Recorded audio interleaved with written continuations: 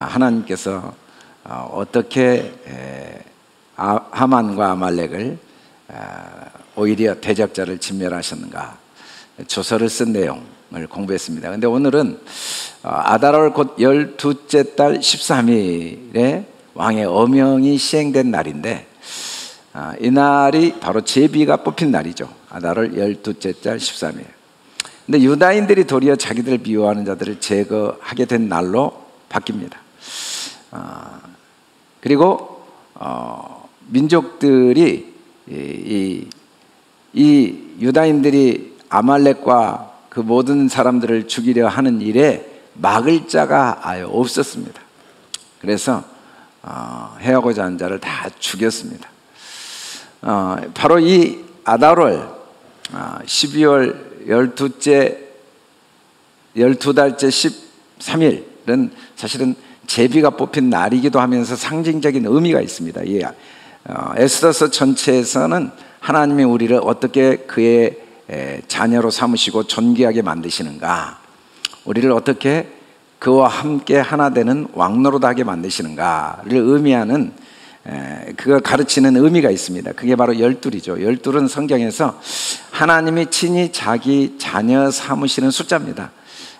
이때 이 자녀는 하나님과 하나됨의 자녀죠. 그리고 13일인데 이 10은 하나님께서 그 완성하시는 충만한 숫자고, 3은 보통 하나님 자체를 가리킵니다. 하나님이 스스로 우리를 그의 자녀로 완성해 가신다는 내용이 에스더서에 담겨 있죠.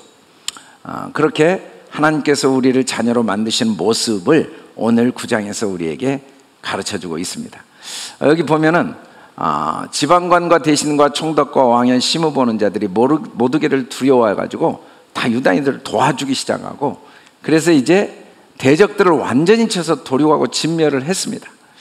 500명을 수산성에서 죽였죠. 그리고 하만의 10 아들을 다 죽였습니다.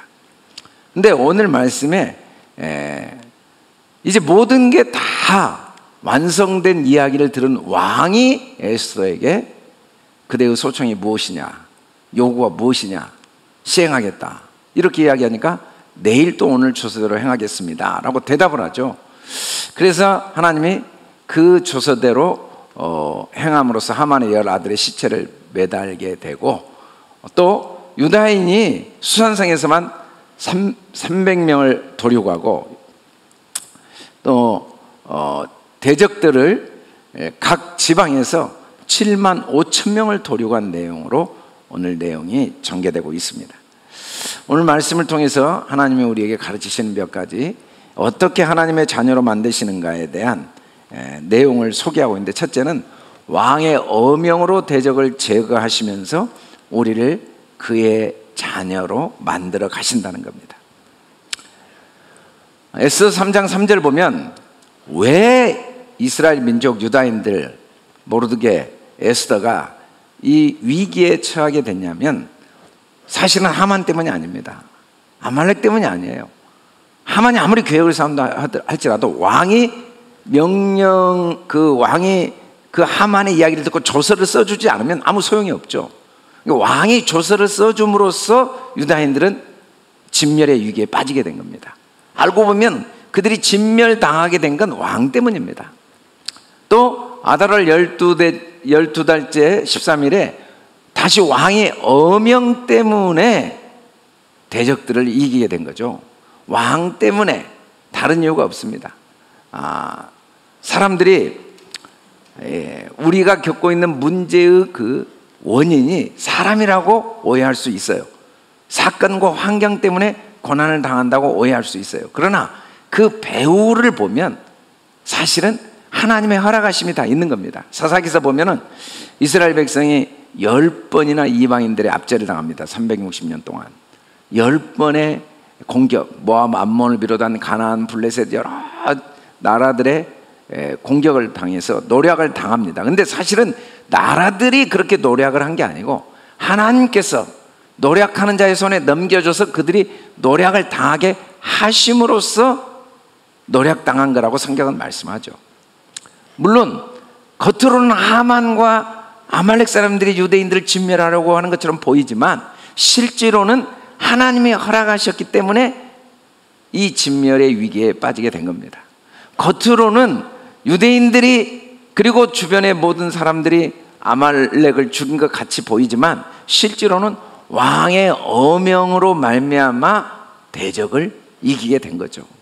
위기에 처하게 된 원인도 사실은 하나님이고, 그 위기를 통해 대적을 완전히 제거하게 하신 분도 사실은 하나님이시라는 거예요.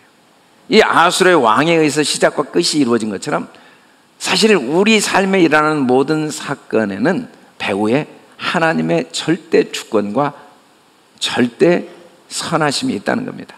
그러니까 하나님이 하시는 모든 일은 사실은 우리를 향한 하나님의 말로 표현할 수 없는 아들로 만드시기 위한 은혜가 담겨 있습니다.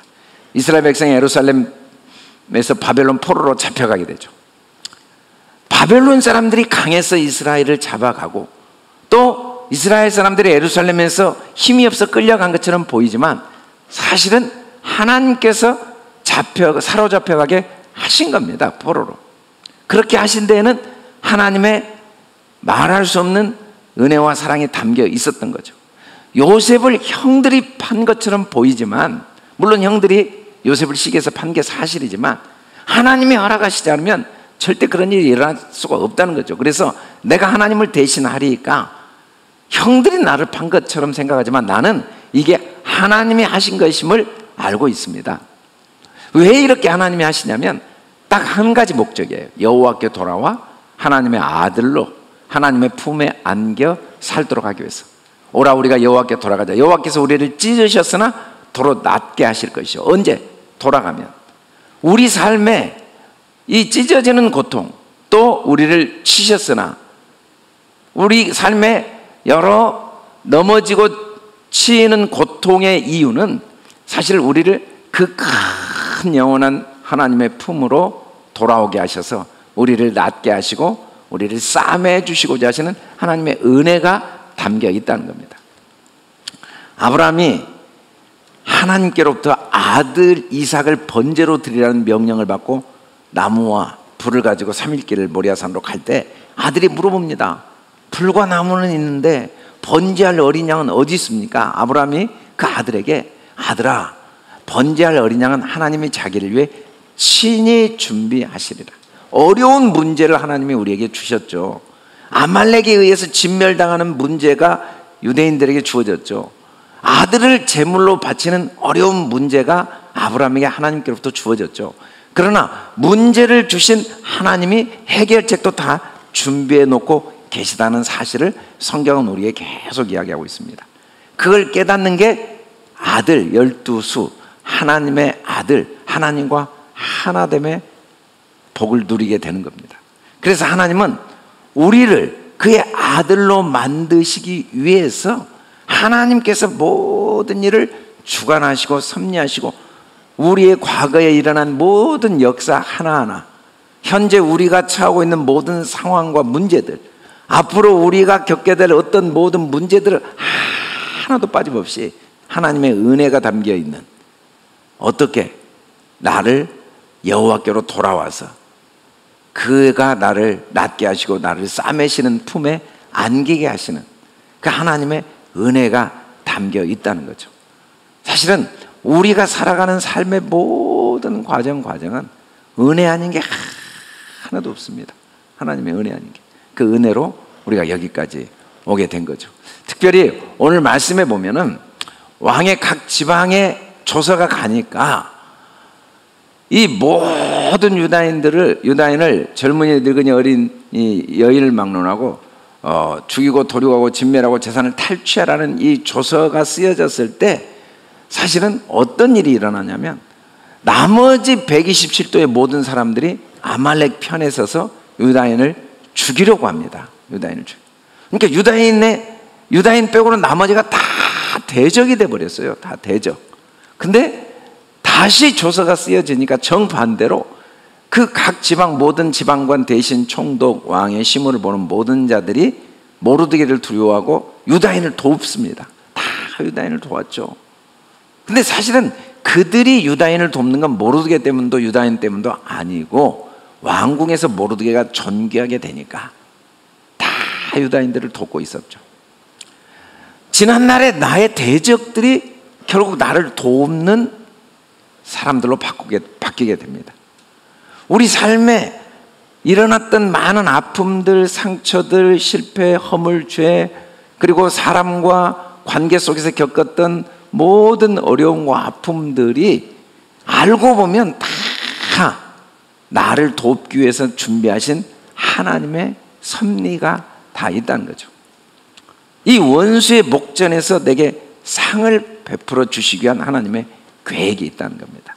하나님이 우리에게 상을 주실 때 그 상을 준비하기 위한 도구가 바로 원수들이었다는 거죠. 마치 하나님이 우리에게 선물을 주실 때 포장에 잘 싸서 주었는데 포장만 보면 오해하고 실망할 수 있습니다. 그러나 그 포장을 뜯어보면 안에 우리를 위한 하나님의 상이 준비되어 있어요. 포장은 때로는 나를 괴롭히고 나에게 아픔을 주고 어려움과 고난과 시련을 주는 것처럼 보입니다. 그러나 그 모든 포장은 다 나를 돕기 위한 하나님의 도구인 게 사실입니다.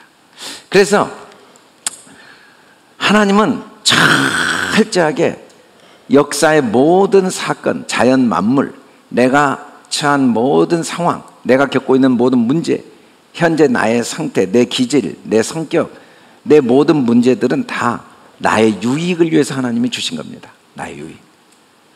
그들은 잠시 자기 뜻대로 우리를 징계하였거니와 오직 하나님은 우리의 유익을 위해 그의 거룩하심에 참여하게 합니다. 근데 하나님이 우리에게 주고자 하시는 진짜 유익은 우리가 진리로 거룩하게 되는 거죠.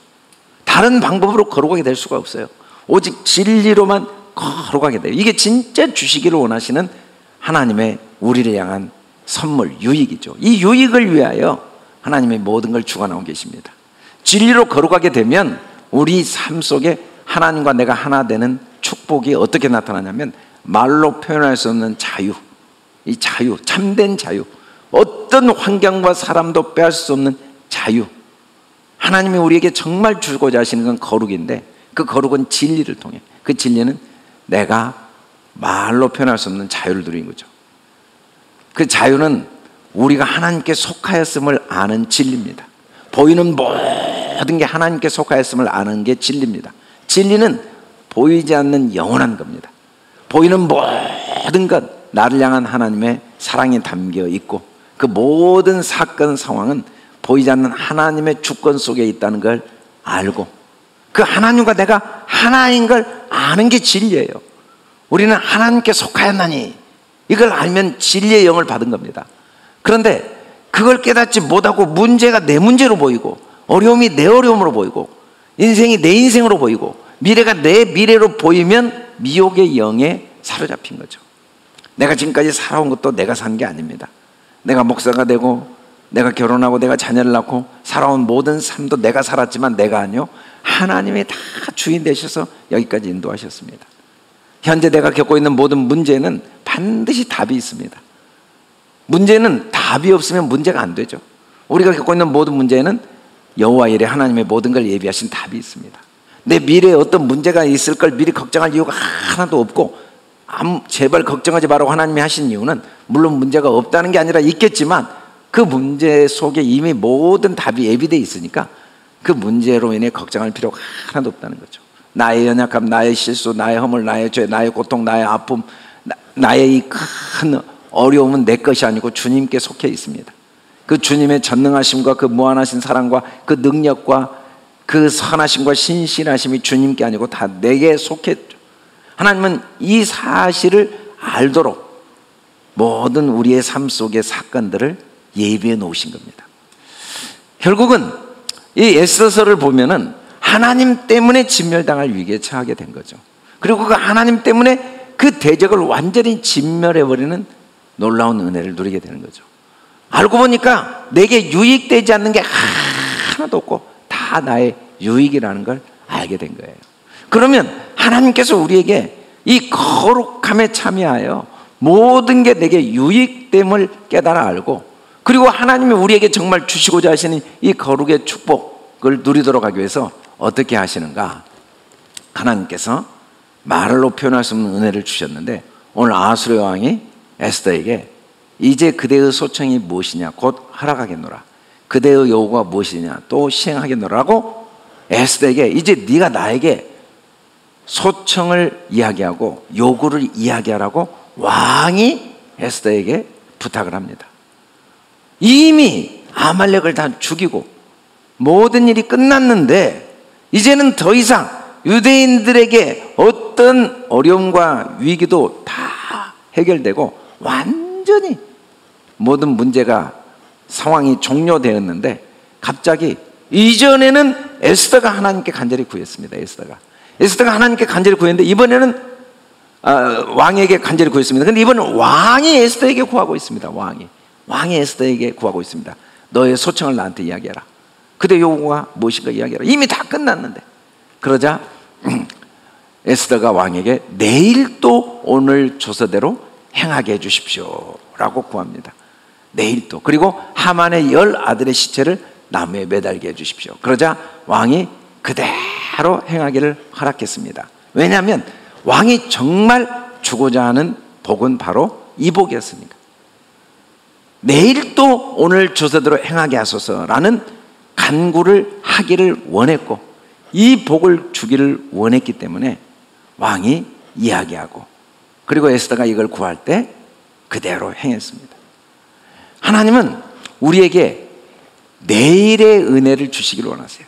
그러므로 내 하나님 여호와께서 내게 기업으로 주어 차지하게 하시는 땅에서 내 하나님 여호와께서 사방에 있는 모든 적군으로부터 내게 안식을 주실 때, 이미 모든 적군들이 다 물리쳤을 때 너는 천하에서 아말렉에 대한 기억을 지워버리라.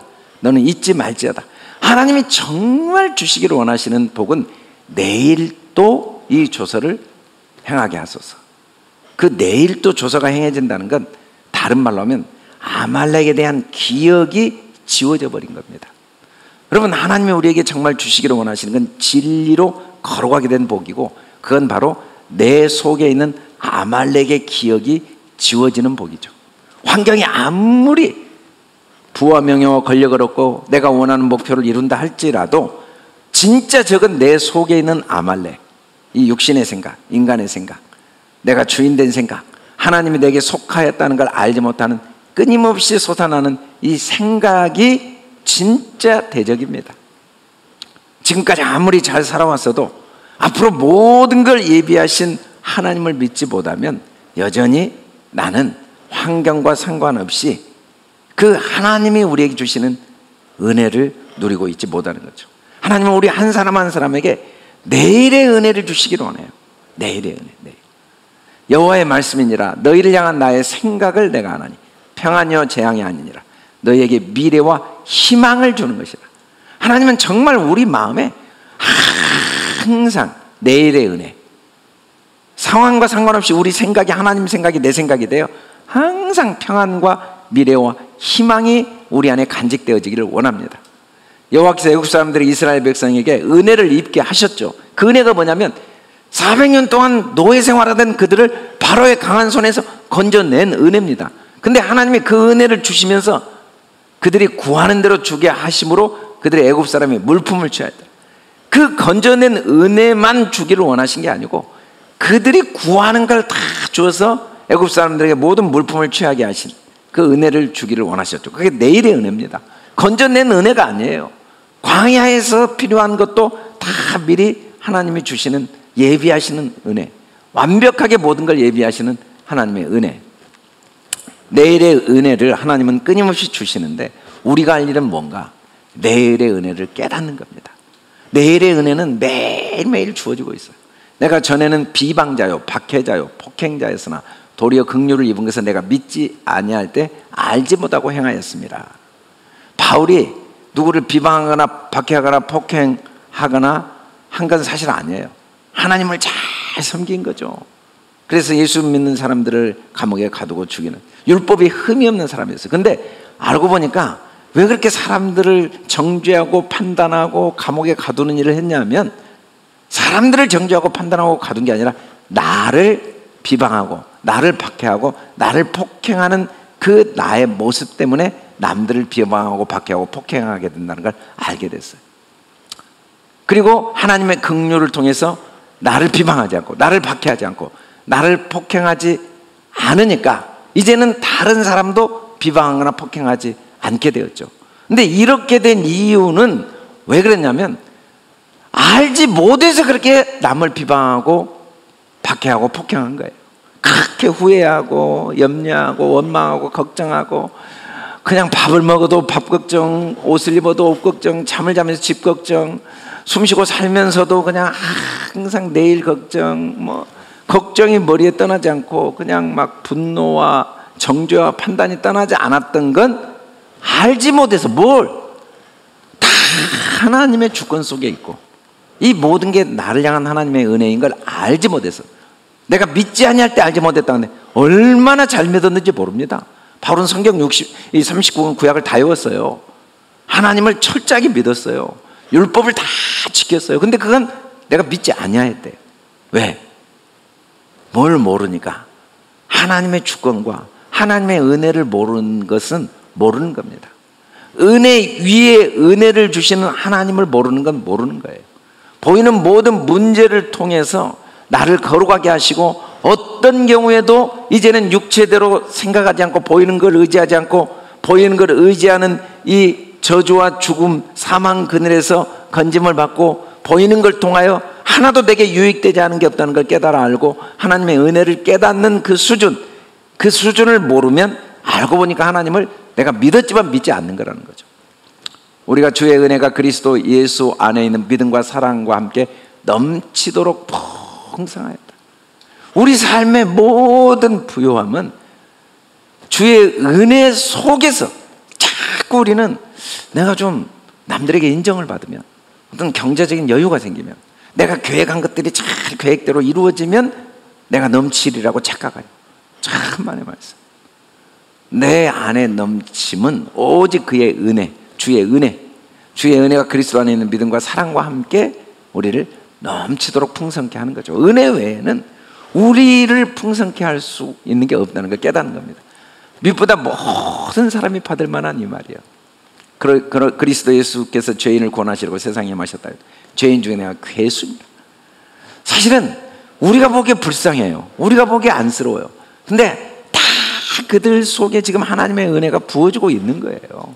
나 같은 죄인도 하나님의 그 모든 게 은혜였다는 걸 나중에 깨닫고 보니까 이 세상에 일어나는 모든 사건, 뭐 코로나건 뭐 전쟁이건 기근이건 여러 사건들이 인간적으로 보면 참 불행하고 불쌍하고 어리석고 허무하게 보이지만 그 속에는 다 거룩하게 하시고자 하시는 하나님의 은혜, 이 보이는 걸 통하여 영원한 진리 안에서 참된 자유를 누리고 모든 하나님의 부요하심을 누리게 하시기를 원하시는 하나님의 은혜가 담겨 있다는 걸 바울이 깨달은 뒤로는 나 같은 죄인 중에 괴수도 지나온 삶에 그렇게 부끄럽고 어리석은 삶 속에도 하나님의 은혜가 담겨 있다는 걸 깨달은 뒤에는 세상의 모든 일들이 다 그 속에 보이지 않는 하나님의 은혜가 있음을 알게 된 거죠.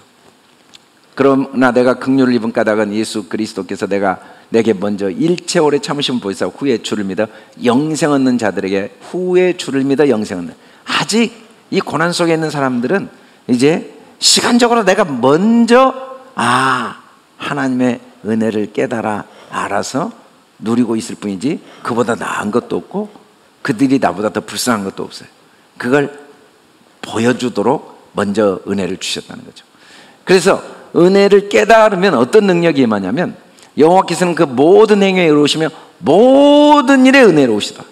모든 일 속에 은혜가 보여지기 시작해요. 모든 일, 특별히 우리가 다 그의 충만한 데서 받으니 은혜 위에 은혜가 보여져요.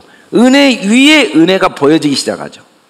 이 은혜 위에 은혜가 어떻게 오냐면 반드시 먼저 율법이 오고 그 율법이 모세로 말하면 주어진 다음에 은혜와 진리는 예수 그리스도로 말미암는다라고 했는데, 먼저는 반드시 율법이 오고 그 다음에 그걸 통해 그리스도의 은혜가 온다는 걸 알게 되는 게 은혜의 섭리를 깨달은 사람의 축복입니다. 그래서 율법도 감사하게 되는 거죠. 율법도. 모든 은혜의 하나님 곧 그리스도 안에서 너희를 부르사 자기의 영원한 영광에 들어가게 하시니 잠깐 고난을 당한 너희를 친히 온전하게 하시며 굳건하게 하시며 강하게 하시며 털을 견고하게 하시리라. 우리 삶에 일어나는 모든 문제는 필수예요. 잠깐 고난이 있어야 돼요. 하나의 미리 죽어야 돼요. 이건 필수예요. 그래야 많은 열매를 맺어요. 많은 열매. 그래서 이제는 지난날의 고난도 다 원망과 불평이 하나도 없어. 감사밖에. 현재 당하고 있는 고난도 괴롭고 아프고 힘든 건 사실인데 고난 중에 마음 깊은 곳에 평안과 기쁨은 빼앗아가지보다 혹시 내가 앞으로 또 어리석고 미련해서 실수하고 실패한 일들이 있게 될지도 모르고 또 누구에게 어떤 일을 당할지 모르고 앞으로 내 미래가 어떤 어려움이 있을지 모르지만 아무것도 미래를 걱정하지 않는 이유는 그건 반드시 나에게 더 큰 유익이니까. 은혜 위에 은혜를 주시게 한 하나님의 계획 속에 있으니까. 하나님의 은혜는 은혜 위에 은혜, 그 앞에 은혜는 율법을 통해 주신 은혜예요. 겉으로 보면 고난 같아요. 문제 같아요. 그러나 다 그것도 은혜예요. 은혜 아닌 게 하나도 없다는 걸 이제 알게 되는 게 이 은혜 위에 은혜의 섭리를 깨달은 자에게 주시는 하나님의 축복이고, 이 축복 속에서 고난 가운데도 절대로 낙심하지 않고 자족하는 힘이 생기죠. 이 모든 것이 너희를 위함이니 많은 사람의 감사로 말미암아 은혜가 더하여 넘쳐서 하나님께 영광을 돌리게 하랍니다. 그래서 이제는 내가 노예로 끌려갔건 감옥에 갇혔건 내가 늙건 병들어 죽게 되건 내가 교회 간 일이 안 되는 것도 얼마 전 우리 교회 와서 말씀 전해주신 안호성 목사님이 내 뜻대로 안 되는 게 복입니다. 물론 내 뜻대로 되는 것도 당연히 복이지만 내 뜻대로 안 되는 것도 복일 수밖에 없는, 그래서 그러나 자족하는 마음이 있으면 경건은 큰 이익이 되냐. 그래서 모든 것에 만족하는, 족한 줄로 아는 힘이 공급되어지는 거죠. 은혜 위에 은혜의 섭리를 깨달으면. 그게 진짜 능력입니다. 진짜 능력은 힘이 있다고 돈 있다고 권세가 있다고 지식이 많고 내가 남들보다 뭐 어떤 업적을 이루고 성과를 이루고 막 의지력이 강하고 이런 능력은 다 한계에 부딪힙니다. 다 한계. 그건 피곤하고 무거운 짐입니다. 근데 진짜 강함은 어떤 것 속에도 은혜가 있음을 알고 어떤 상황도 만족할 줄 아는 힘, 그리고 이 은혜를 가지고 있는 사람만이 서로를 이제 굳게 해줄 수 있죠. 형제들아 더 힘써 너희 부르심과 택하심을 굳게 하라. 너희가 이거 생각한즉 언제든지 실족지 아니하리라. 어떻게 사람이 끝까지 승리할 수 있겠습니까? 어느 수준까지 우리가 변화되고 어느 수준까지 성장하고 어떤 능력을 가지면 실족하지 않을 수 있겠습니까? 천만의 말씀. 다 은혜 안에 견고하게 뿌리를 내리고 은혜 안에서 강해지고, 그래서 힘써 너희 부르심과 택하심을 굳게. 이건 전적으로 하나님의 은혜죠. 부르신 분도 은혜이시고 택하신 분도 하나님. 모든 게 하나님의 부르심과 택하심 속에 있다는 걸, 모든 게 하나님의 은혜 속에 있다는 걸. 이 하만과 아말렉이 우리를 진멸하라고 한 게 아니고 이 속에도 나를 향한 하나님의 은혜가 있고 그 배후에 하나님의 주권이 있다는 걸. 그걸 알고 그걸 서로 권면해서 서로를 격려하고 서로를 세워주는 능력이 임하게 된 거죠. 무엇보다 은혜 위에 은혜의 섭리를 알게 되면 항상 마음에 영생의 소망을 따라 상속자가 되게 된다는 확신. 뭘로? 우리를 그의 은혜를 힘입어. 우리의 소망은 그의 은혜입니다. 보이는 사람들, 내가 지금까지 이룬 업적, 내가 준비한 것들이 내 소망이 아니에요. 아말렉이 죽어버렸다고 내 소망이 아니에요. 진짜 소망은 나를 모든 상황 속에 은혜 위에 은혜를 주신 하나님의 은혜가 진짜 소망이죠. 그러나 내가 나 된 것은 하나님의 은혜로 된 것이니 내게 주신 은혜가 헛되지 아니하여 내가 모든 사도보다 더 많이 수고하는 힘이 은혜입니다. 은혜. 이게 에너지죠. 진짜 에너지.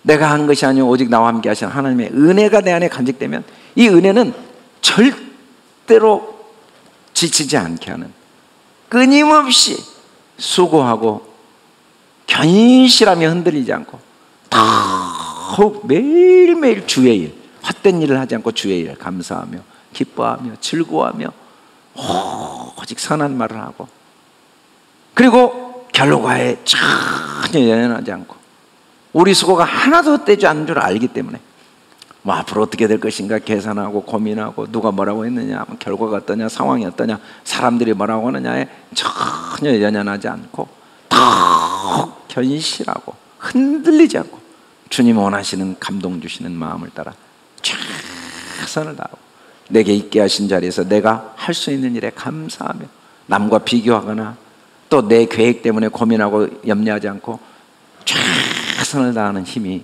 바로 은혜 위에 은혜의 섭리를 깨닫는 자에게 주신 하나님의 능력이죠. 그러나 더 큰 은혜를 주시나니 그러므로 일렀을 때 하나님이 교만한 자를 물리치고 겸손한 자에게 은혜를 주신다 했느냐. 하나님은 계속해서 왜 은혜를 주시냐면 더 큰 은혜를 주시려고, 더 많은 은혜를 깨닫고 더 큰 은혜를 계속 누리고 더 큰 은혜를 나누도록 하시기 위해서. 그래서 잠시 아말렉에 의해서 진멸당할 고통도 느끼게 하신 거죠. 더 큰 은혜를 주시기 위해서. 하나님의 모든 주권과 섭리는 부모가 자녀에게만 고통과 아픔을 줍니다. 남에게 그렇게 뭐 고통과 아픔을 주지 않죠. 내 자녀니까 아침부터 저녁까지 하나하나 가르치고 교훈하고 책망하고 바르게 하고, 그리고 고난의 길에 계속 학교 보내고 공부하게 하고. 그런 이유가 뭡니까? 더 큰 은혜, 나의 모든 걸 주기 위한, 더 큰 은혜를 주기 위한 간절한 마음, 주지 않고는 견딜 수 없는 이 부모의 마음, 하나님의 모든 것을 나에게 주시지 않고는 견딜 수 없는 하나님의 그 간절한 마음. 그래서 우리는 계속 바울의 고백대로 표대를 향해 달려가야 됩니다. 더 큰 은혜, 더 많은 은혜를 깨닫고, 그래서 1분 1초도 헛되이 보내지 않고 모든 일에 견실하여 흔들리지 않고 더욱 주님의 일에 수고하는, 더욱 주의 뜻을 이루는 그런 능력을 덧입어서 하나님이 내 안에 일하시고 믿음의 길을 끝까지 달려가고, 그리고 선한 싸움에 승리하여 하나님이 꼭 주시기를 원하시는 멸류관을 누리는 그런 저와 여러분 되도록 하나님께서 여기까지 인도하셨고, 또 오늘도 변함없이 그 능력으로 우리를 교훈해 주시고 그 사랑으로 이 한 주도 우리를 지키시고 인도하여 주실 줄 믿습니다.